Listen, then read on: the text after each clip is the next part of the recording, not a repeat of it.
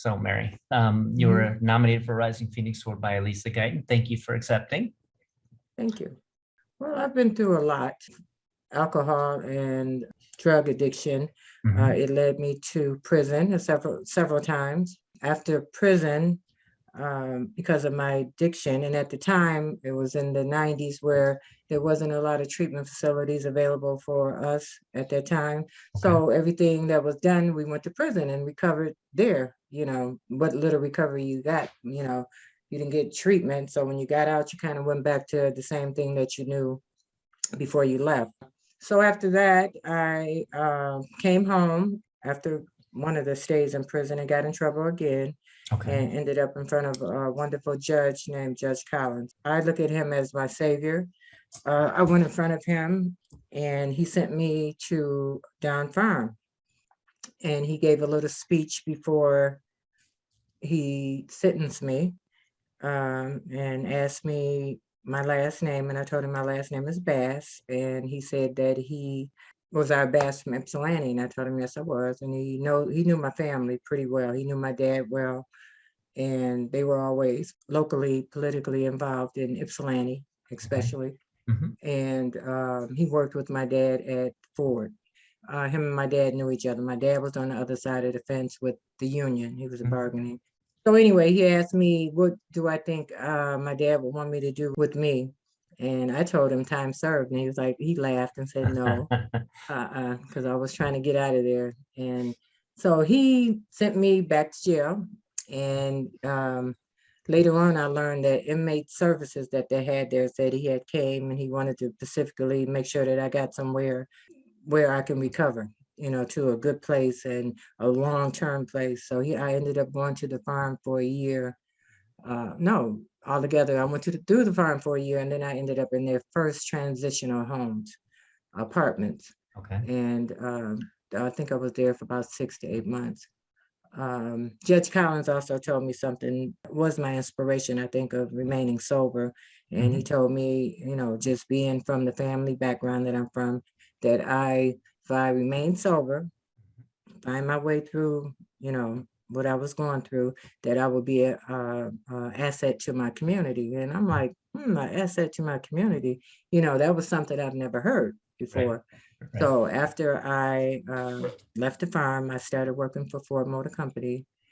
I have a residential recovering home that 6 beds for 6 women Mhm. is full today.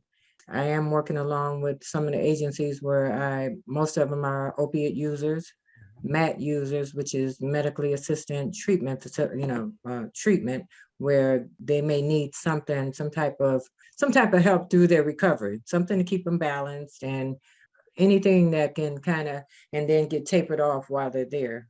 And I find it pretty good because I've worked with when I first opened, I didn't take in methadone or OUD women that had to be assisted with some type of substance, some type of approved drug to help them. And it is a big difference. I see that it's easier for them to cope, and now I see why, because when I came through treatment, no way we could have had any of this.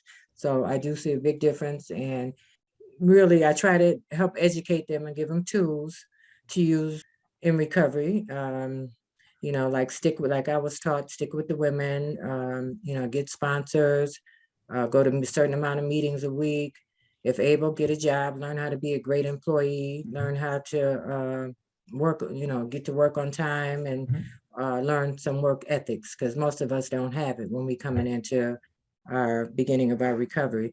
Yeah. Also, I try to inspire them. I try to inspire them by leading by example.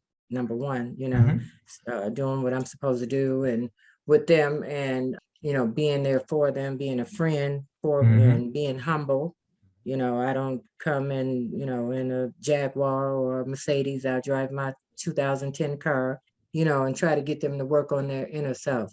Not only the inner self, also you have to work on your outer self also. And with that, that's where I met Elise. I looked Mhm. around and asked people who did they know that was a yoga instructor, and I called her. I looked at all of them, looked at the things that they do online. And Yeah. I called Elise, and she's been wonderful to Yeah. the women, and the women love her.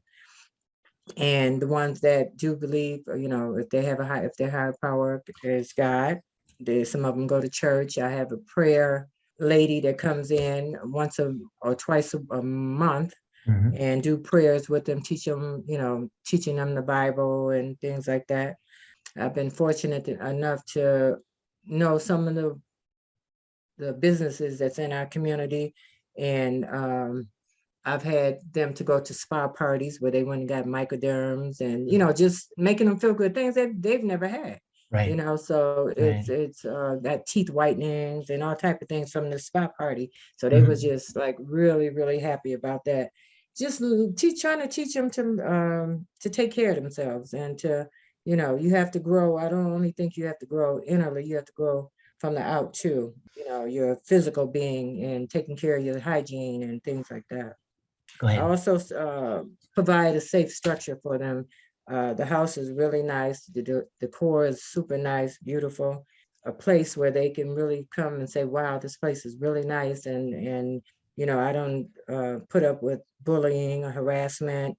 They learn how to clean and do their chores on time and be a good neighbor and go by house rules and curfews. Mhm. And I'm getting better at it also, at learning how to communicate the things that I feel they need. And also I listen to them also tell me what they need and to try to reunite them with their families.